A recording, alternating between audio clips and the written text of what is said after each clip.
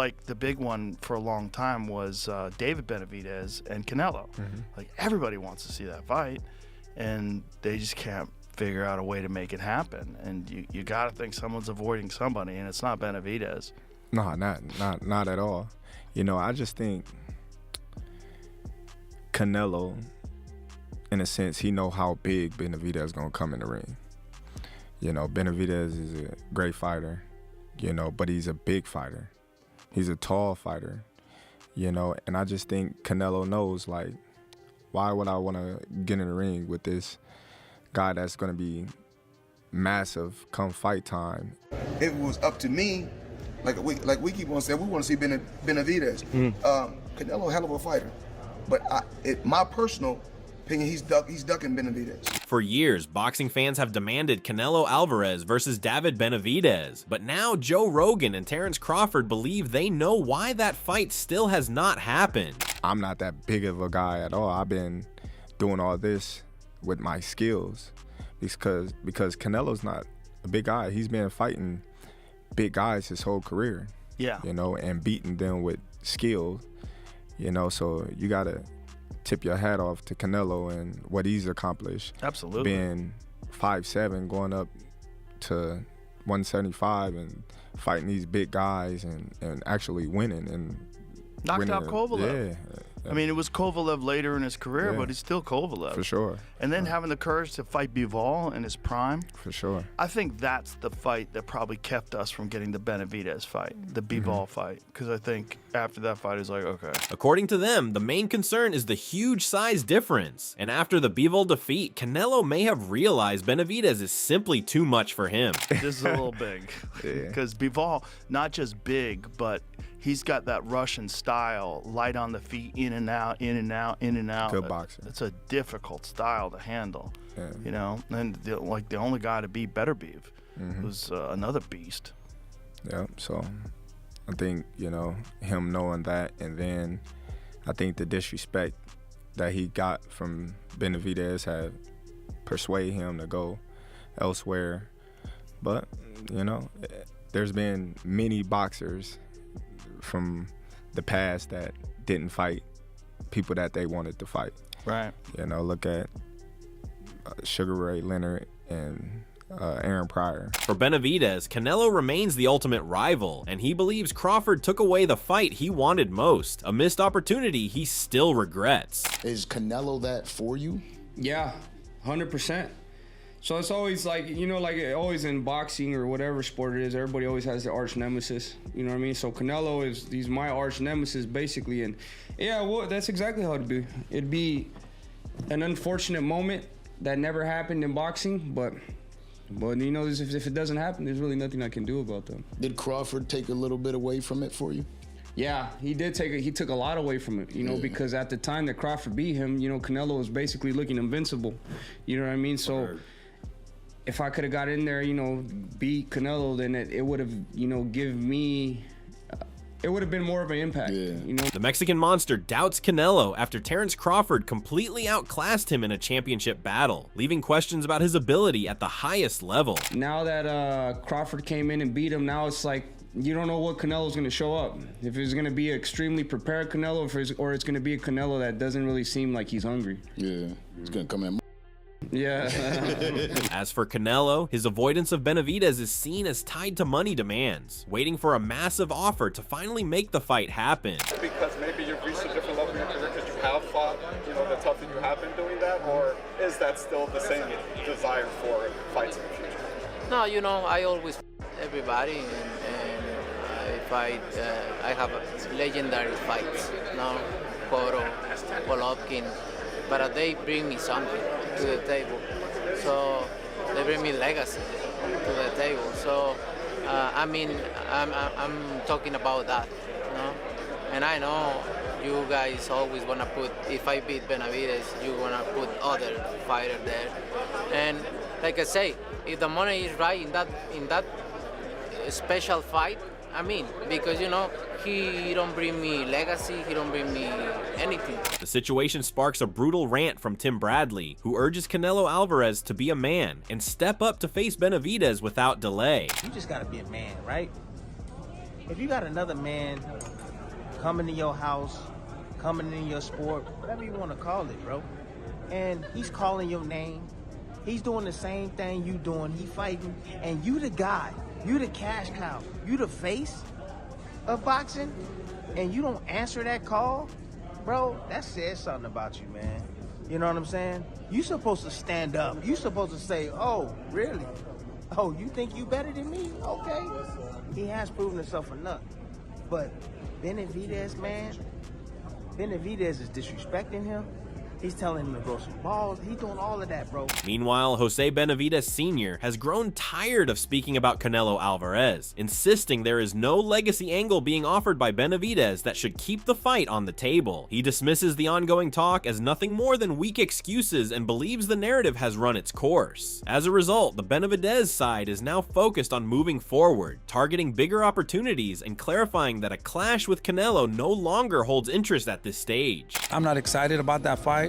That's their problem, that's their thing. You know, I'm focused about David Benavidez and the career of David Benavidez. We waited for Canelo for 5 years.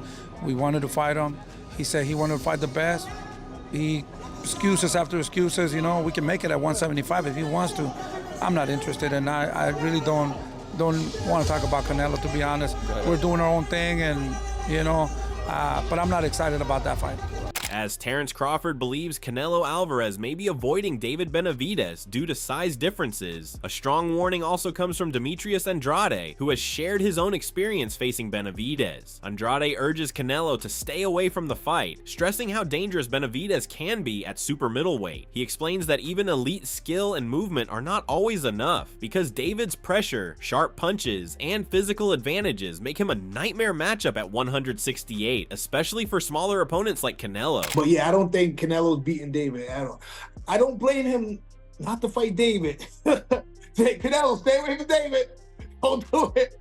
Let me get out of it with that. Don't do it. Listen, I'm taller and longer than Canelo. And like, I don't know if Canelo can. That's a big boy, man.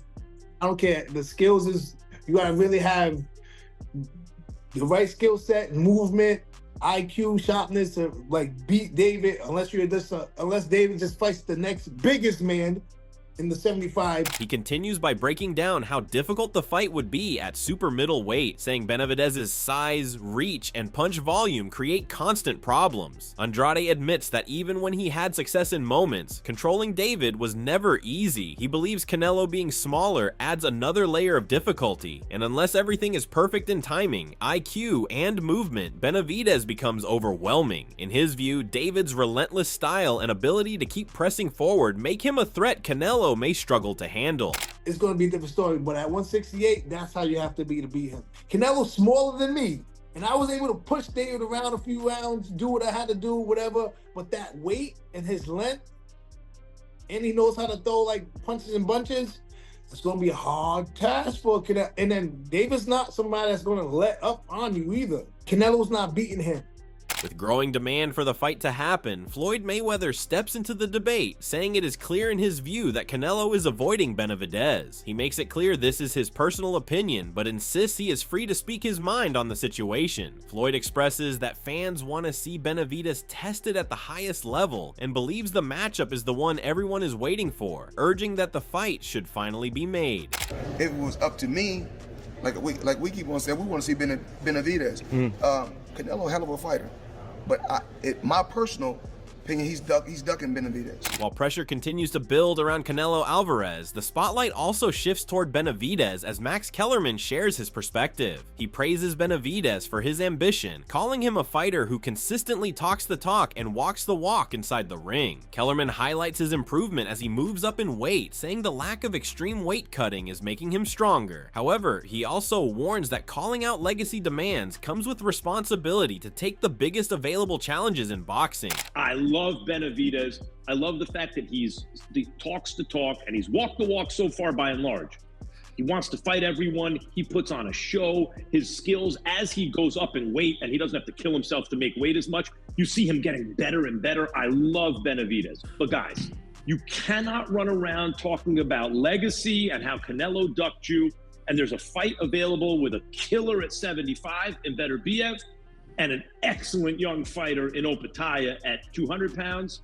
And you're the one, if it's true, by the way, I'd love to hear Benavidez' side of the story. He further explains that while discussions focus on Canelo, there are massive fights available elsewhere that cannot be ignored. He points to champions and top contenders at higher weights who could offer defining clashes, suggesting those opportunities are part of the bigger picture. Kellerman also raises the other side of the debate, noting that some believe Benavidez has not pursued certain elite matchups. He makes it clear he is open to hearing Benavidez' response before drawing final conclusions on the situation. And by the way, guys, Bivol is the champion at 75 now.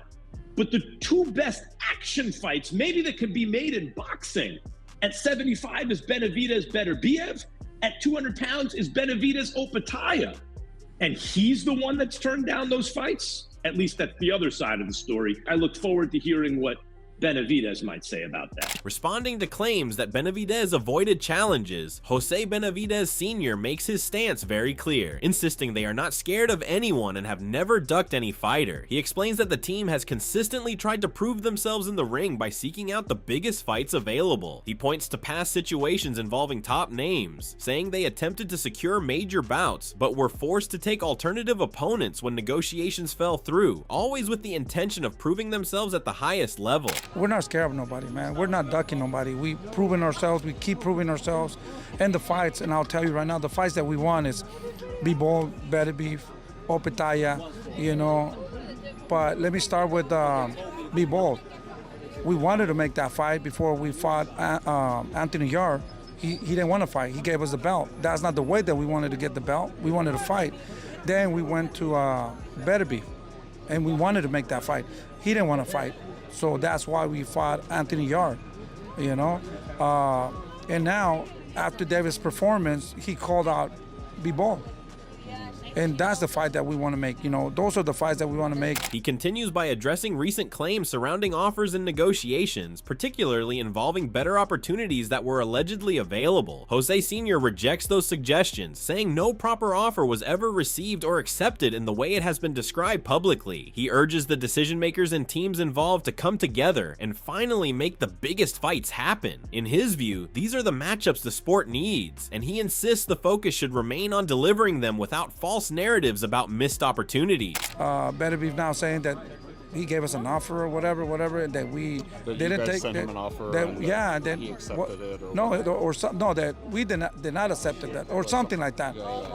But you know, right now, if Benavidez is watching, their managers are watching, whoever makes that decision, you know, I'm David's a father, trainer, manager. Let's sit down. Let's make those fights happen. Those are the fights that we want to make. But don't come out here and say that we got an offer. We never got an offer. With new fight options on the horizon, the Canelo Alvarez and David Benavidez clash appears to be drifting further away, with many believing it is no longer a realistic matchup. While debate still continues over whether Canelo has avoided him or not, Andre Ward shares his perspective alongside Roy Jones Jr. Ward explains that calling it a duck depends on opinion, especially after seeing Canelo supporting Jaime Munguia ringside. He suggests Canelo made a long-term stylistic choice, even if others see it differently. Now, if you call that a duck, you call that being scared, you know, that's your business. Canelo Alvarez was in the building supporting his stablemate, Jaime Munguia, and I guess Benavidez just had to do it. He had to mention Canelo. He feels a way that Canelo hasn't fought him throughout the years. He's been calling for Canelo for many, many years. It's hard to say that a man who's put in as many professional rounds as Canelo Alvarez is scared of another man.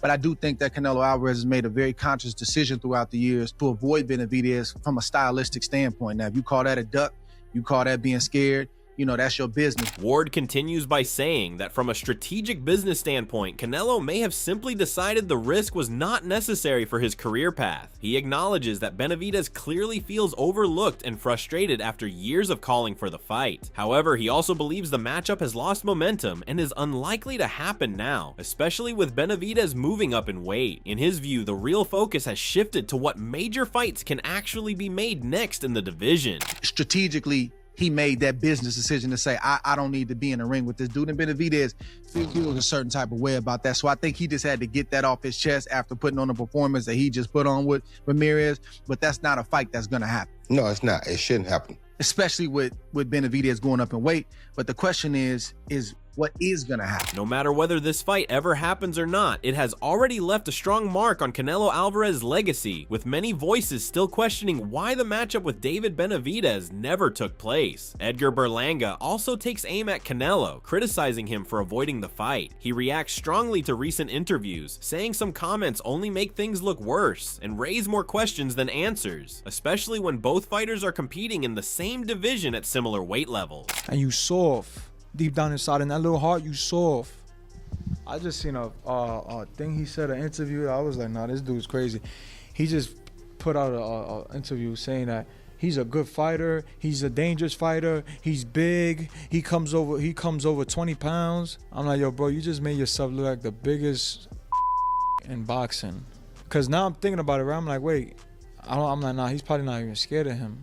But now, after seeing an interview that he did the other day, and he said, no, he's a great fighter, he's dangerous, he's big, he comes over 20, like, he's the same weight as you at 168, so what does it matter? He continues the criticism by questioning the logic behind the excuses being made around weight differences, arguing that both fighters are operating in the same division and should be treated equally in terms of opportunity. In his view, if both men are fighting at super middleweight, then size talk loses its meaning. He suggests that continuing to bring up those arguments only weakens the position further, and he expresses frustration at how the situation has played out in the public eye.